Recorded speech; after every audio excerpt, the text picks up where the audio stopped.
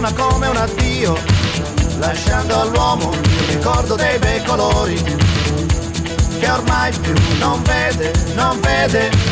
Nell'aria stanca d'un pomeriggio d'autunno, dal mio giardino il volo di una colomba traccia nel cielo il cerchio della purezza che muore, che muore, che muore.